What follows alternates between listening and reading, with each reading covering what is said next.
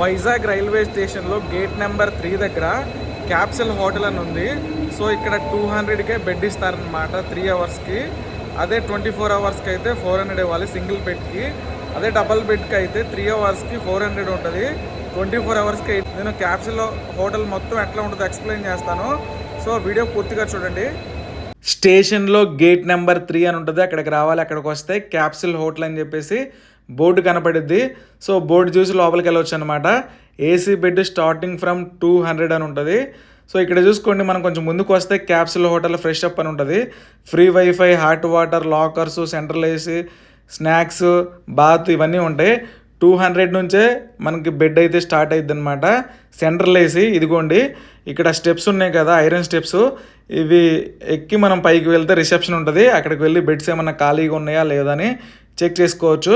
ఇక్కడ చూసుకోండి, మనం ఫ్రెష్ అప్ కూడా అవ్వచ్చు అనమాట. ఇక్కడికి వచ్చి స్నానాలు చేసుకోవచ్చు, మీరు బట్టలు మార్చుకోవచ్చు, ఇట్లా చేసుకోవచ్చు అనమాట. ఫ్రెష్ అప్ అవ్వడానికి 1 అవర్ టైం ఇస్తారు, 100 రూపీస్ పే చేయాలి.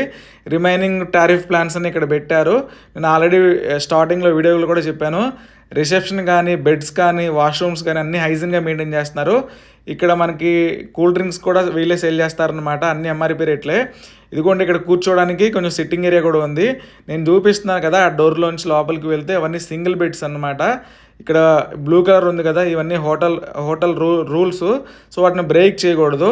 ఇదిగోండి, ఇంకో గేట్ చూపిస్తున్నా కదా, ఇదిగోండి ఇంకో డోర్ ఉంది కదా, ఆ డోర్లోంచి లోపలికి వెళ్తే డబల్ బెడ్స్ అనమాట అవన్నీ. సో సింగిల్ బెడ్రూమ్లోకి నేను వచ్చి చూపిస్తాను. ఇదిగోండి, ఇవన్నీ ఇట్లా ఉంటుంది. కింద సింగిల్ బెడ్ ఉంటుంది, పైన కూడా సింగిల్ బెడ్ ఉంటుంది. మనకి స్టెప్స్ కూడా ఉంటాయి పైకి వెళ్ళడానికి. ఇదిగోండి, సింగిల్ బెడ్ ఎట్లా ఉంటుంది, లైట్ వేయలేదు, ఆ బెడ్ నాది కాదు కాబట్టి. సో అందుకనే కొంచెం డిమ్గా ఉంటుంది. మనం చూడండి, సెంట్రల్ ఏసీ అనమాట, పైన ఏసీ ఉంది, లైటింగ్ కూడా బాగుంది. చాలా హైజీన్గా క్లీన్గా మెయింటైన్ చేస్తున్నారు. బెడ్షీట్ ఇవ్వరనమాట, కొంచెం చలిగా ఉంటే బెడ్షీట్ మీరే తెచ్చుకోండి. పిల్లోస్ అయితే ఇస్తారు. మనకి ఎమ్యూనిటీస్ చెప్పే కదా, స్టార్టింగ్లోనే ఫ్రీ వైఫై ఉంటుంది. సో మనకి హాట్ వాటర్ ఉంటాయి, మనకి ఫ్రెష్ అప్ అవ్వచ్చు అన్నమాట, స్నానాలు చేసి వెళ్ళిపోవచ్చు. ఇదిగోండి, కొంచెం లోపలికి వెళ్తే అంటే సింగిల్ బెడ్ రూమ్లోంచి లోపలికి వెళ్తే సిట్టింగ్ ఏరియా అనమాట. ఇక్కడ మాత్రమే కూర్చోవాలి. మనకి బోరు కొట్టినా, ఏదన్నా యూట్యూబ్ వీడియోలు చూద్దామన్నా, ఏదైనా చేద్దామన్నా ఇక్కడ బట్టలు ఆరబెట్టుకోవడానికి హ్యాంగర్స్ కూడా ఉన్నాయి.